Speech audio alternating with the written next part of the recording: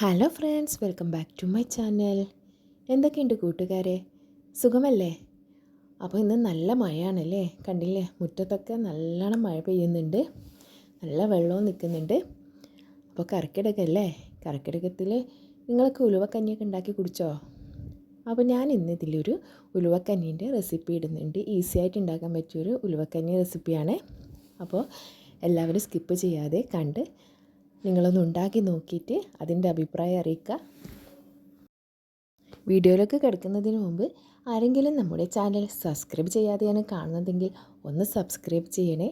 അതുപോലെ തന്നെ നിങ്ങൾക്ക് ഈ വീഡിയോ ഇഷ്ടപ്പെട്ടാൽ ലൈക്ക് ചെയ്യാൻ മറക്കരുതേ.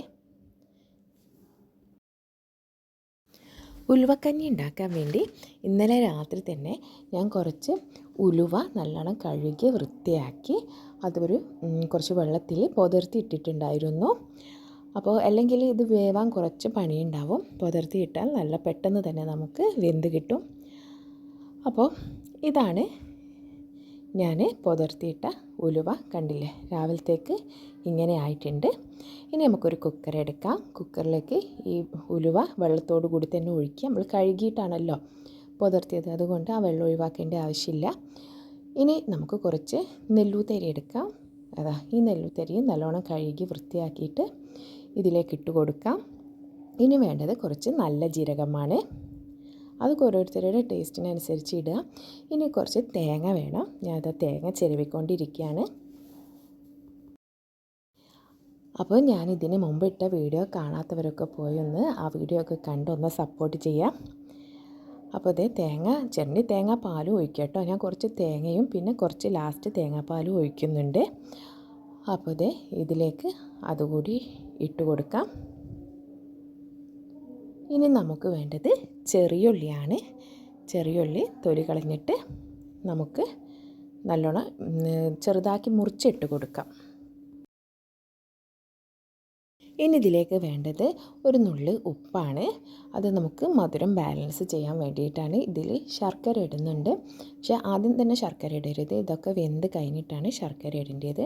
അപ്പോൾ ഞാൻ ഇത് ആവശ്യത്തിനുള്ള ഉപ്പ് ഇട്ട് കൊടുത്തിട്ടുണ്ട്.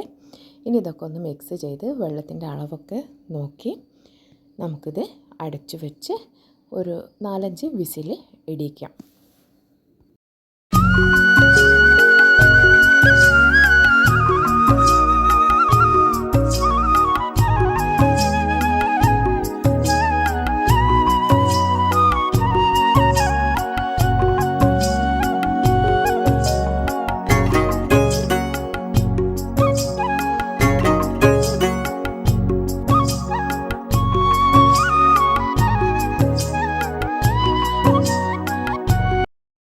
അപ്പോൾ ഇത് ലാസ്റ്റ് വിസിലും വന്നിട്ടുണ്ട്. ഇനി നമുക്ക് ഗ്യാസ് ഓഫ് ചെയ്ത് ഇതൊന്ന് ആവി പോകാൻ വേണ്ടി വെയിറ്റ് ചെയ്യാം.